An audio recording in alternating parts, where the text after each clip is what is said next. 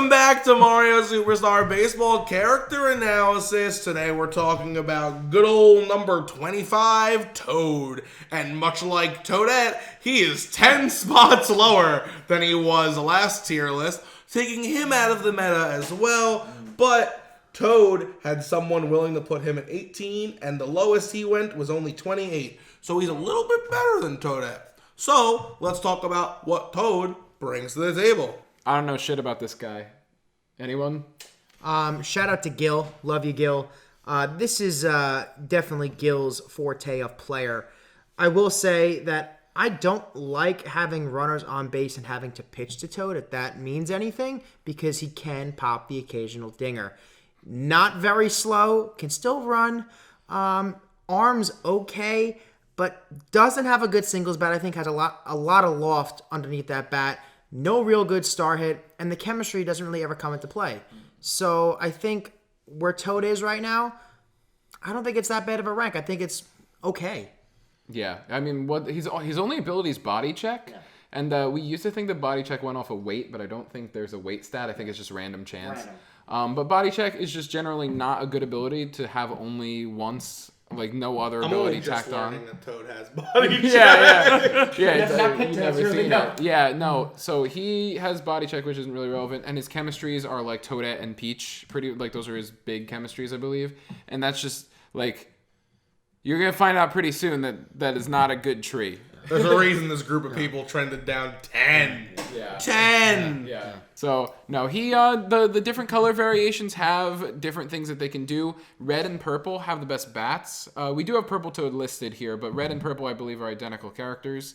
And blue is a little bit faster. So if you need an outfielder and for some reason you have other characters that connect with Toad, like fine. And like I have seen him hit a dinger, but like I wouldn't recommend it. It's not like that's his job. So and yellow Toad sucks. Yeah, does he? Yeah, that's when me and Andrew always use to bully each other when we pick each other's teams. You mean Pee-Pee Toad? Pee-Pee Toad. All right, so let's see. Pee-Pee Toad trending up, trending down. As much as Toad has nothing offensive about him, he's very run-of-the-mill, and I don't think you can really see a place in the meta without something special about your character. So I'm going to say trending down, because despite him not being that bad, I don't see him having a spot on any teams. All right. Right here. Pancake. I think I'm going to give him a pancake. I think he's exactly where he needs to be. I think as far as character development goes, he's probably right where he needs to be. But I'm actually going to give him the old trending down, because I do think after one more season, I think by the time that 2021 tier list comes out, people are going to realize outfielding is important, and it's going to give Toadette a bump above him, and thus that means he has to trend down. Nice read. I'm going to say right around where he should be. I can see someone just getting freakishly good with his bat. And, Gil. Maybe another Gil type player.